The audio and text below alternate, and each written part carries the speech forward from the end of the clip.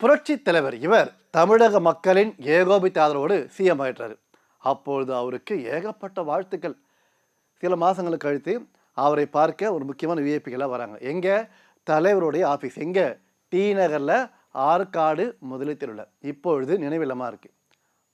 அந்த இடத்துல பார்த்தீங்கன்னா மரியாதைக்குரிய இசையமைப்பாளர் இசை ஞானி இளையராஜா சார் போகிறார் அவரை பார்க்க. போன உடனே கூட இன்னொரு புது பாடகர் அவரும் போகிறாரு. தலைவர் என்ன பண்ணார்? இசைஞானிகிட்ட பேசுகிறாரு. தலைவர் சொல்கிறாரு, எனக்கும் கர்நாடக சங்கீதம், பரதநாட்டியம் இதெல்லாம் ரொம்ப கற்றுக்கணும்னு ஆசை. ஆரம்ப காலகட்டத்தில் கற்றுக்கினேன்.